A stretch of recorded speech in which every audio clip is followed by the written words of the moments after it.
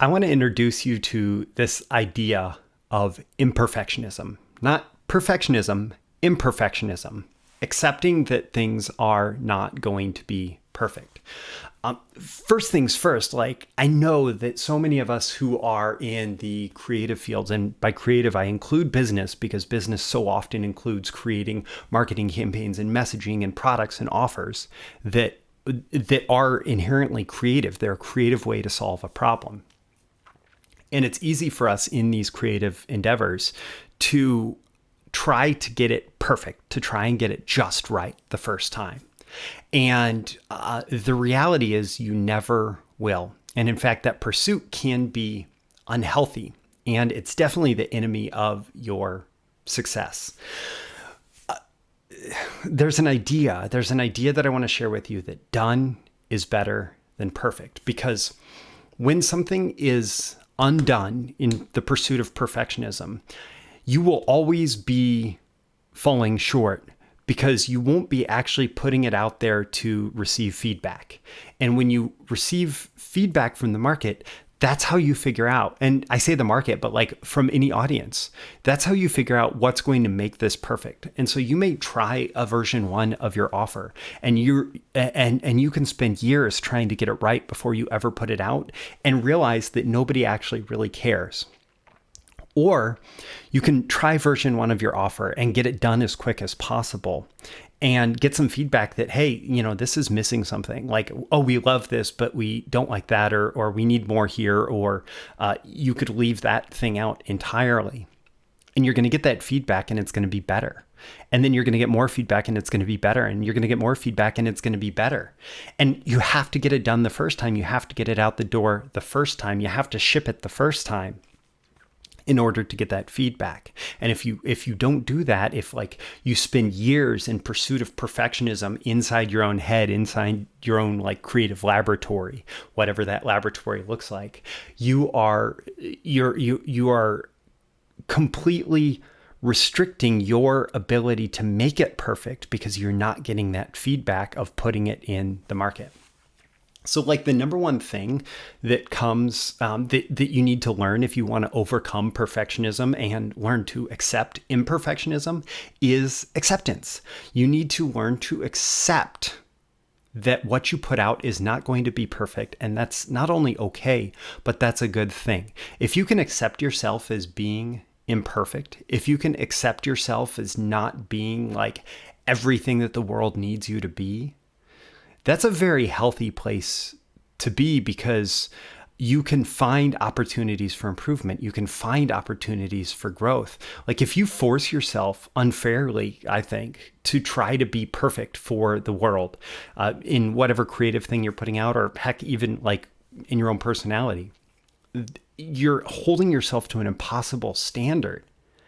And not only that, there's this stubbornness that's going to come out of it, and this frustration that's going to come out of it, because when you're shown to be imperfect, you won't be willing to accept that. But if you accept imperfection, you have all the room in the world to grow, to improve, and you won't feel that agony and anxiety of being imperfect because you've already accepted it.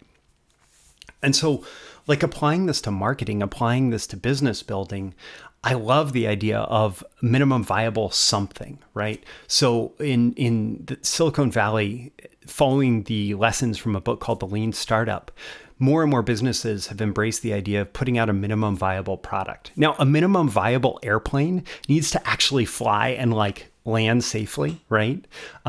But it doesn't have to be the perfect airplane. I don't even know what the perfect airplane would be, but there are minimum feature sets required. For an airplane, it's being able to take off and fly and land safely and get you where you want to go, right? For a different product, it's going to look different. What's the minimum viable feature set that we have to have in place to get out? Minimum viable, meaning the minimum amount required. And then once you have that minimum viable feature set in place, you can always build on it. You can always improve it. You can always optimize it going forward. And so like with my client getting blueprint, like to launch your client business, I teach you that you need to have a minimum viable offer. You have to have a minimum viable conversion system, and you have to have minimum viable traffic. You don't need to like build a complete business before you start getting clients. You need to have an offer that's enough for you to make to people who are a good prospective client. You need to have a conversion system that's enough to get someone from like, oh, I'm kind of interested in this, to actually on the phone so you can make that offer. You need to have a minimum viable traffic strategy so that you can identify like how to actually attract the attention and like start conversations with prospective clients and get them to that point of interest where they dive into your conversion system. And if you figure out like the minimum viable of those things, you can launch that client business highly effectively.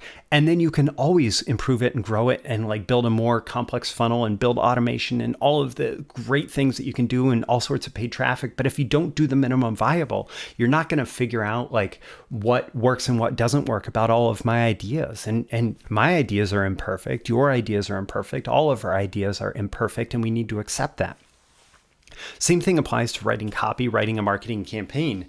So at some point in a copywriter's development, if they have an opportunity to work under like a really great copywriter, and that great copywriter wants them to write 20 different drafts of a sales letter, like there's this great story of John Carlton working under Gary Halbert, and John had to write like 19 different drafts of a sales letter before the last draft was the one, right? And the 19th draft looked completely different than the 18th draft. And he tells this story, and it's a great illustration of like the learning process of learning how to connect with the market.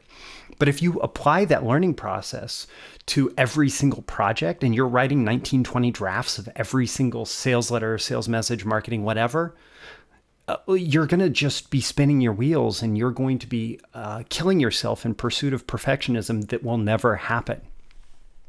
Alternatively, like once you go through that learning process, you should probably still write a couple drafts. Like you can write a terrible first draft and you can improve that. And maybe by like the third draft, it's going to be good enough to test. And no amount of talking between that third draft and the 20th draft is going to get you like the multiple of like 7 times response that you would need to get to justify all the additional drafts. That is like, if you go from 3 drafts to let's say 21 drafts, that's 7 times as many drafts. Is that 21st draft going to get you 7 times the response of the third draft? Probably not. And like no amount of talking is going to get you there. But if you test that third draft and you learn some things and you get some feedback and you get some data, you can decide what to do based on the feedback, based on the data, based on the response.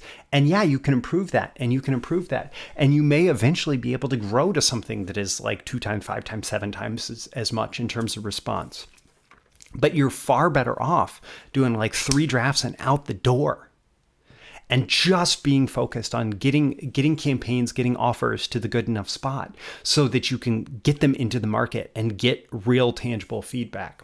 Now, the exception being like, if you really if you have something that needs to be like a flagship, well-polished representation of your ideas or your brand, like a book that's going to be published through a major publisher and goes out in the bookstore, yeah, maybe put in a few more drafts to make sure that that's really, really nailed down. But if something's just going to be seen internally, or it's just a test, or like I'm trying to figure out like, can I get traction in this business or this idea or this offer? Can we put this out and see if people are responding to it? In that case, you want to minimize the number of drafts because you want to get that feedback as fast as possible. And so, sure, in some places, you're going to want to accept a little less imperfectionism, but still, you will benefit from falling short of perfectionism because perfectionism will freeze your ability to get things done. And like, this is the idea behind Gary Halbert famously taught this movement beats meditation. It wasn't that Gary never like thought about things. In fact, he was famous for thinking about ads for like days on end and essentially rehearsing the ad that he was going to write. He would say it to somebody. He would like speak his selling message, and then he would notice how they responded, and then he would think about it some more, and then he would say it again to somebody else, and he would notice how they responded and think about it a little bit more. And so he was doing a lot of meditation. He was doing a lot of thinking, but he still taught movement beats meditation because like actually then sitting down when you have something that reaches that good enough spot and you actually do it. You put pen to paper, you write the ad, you put fingers to keyboard, you bang away, you create your message. You put your offer out into the marketplace. Like that is what ultimately is going to get you the results that you want. That's what's going to get you the success.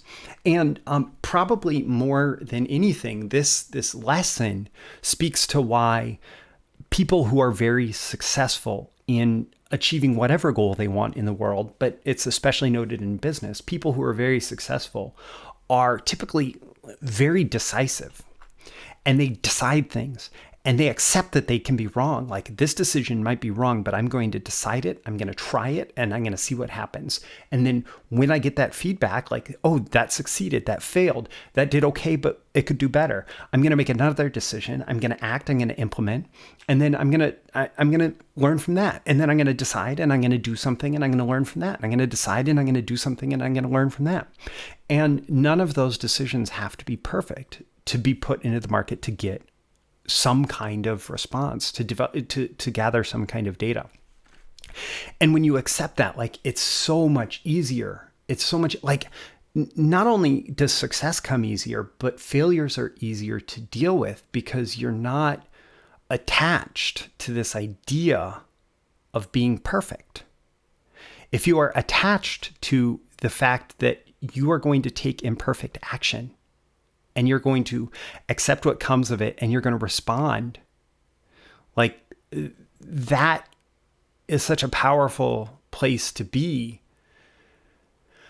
because it doesn't hurt your ego when things fail. It doesn't hurt your self-concept when things fail. It's actually just, it reinforces what a good decision you've made in being willing to be imperfect and to accept whatever may come of that. That's what I have for you today. My name is Roy Furr. This has been a video issue of Breakthrough Marketing Secrets, and I'm trying something new. I would love for you to rate this lesson on a scale of 1 to 10 in terms of how valuable it is for you in the comments, along with like a takeaway that you got from this, or an action item, or something that you, some piece of value that you got out of it. That justifies whatever rating you decide to leave. Also, make sure you click that like button before you go so you get more content like this delivered to you. Also, so the magical algorithms of the internet know to share it with more people who are like you, who would get value from it. If you know somebody specifically who'd get value, you can share it with them directly, and make sure you're subscribed before you go. You can subscribe here. You can also go to breakthroughmarketingsecrets.com, get my daily emails Monday through Friday, including these videos and more tips on marketing, copywriting, business building, selling, direct response, personal development, and a whole lot more. Again, my name is Roy Furr. This has been a video issue of Breakthrough Marketing Secrets. Thanks for watching. I hope you've gotten a ton of value, and I hope that you go do something imperfect today to get it done and out into the world. Thank you, and I'll see you again in our next video. I'll see you soon. Bye.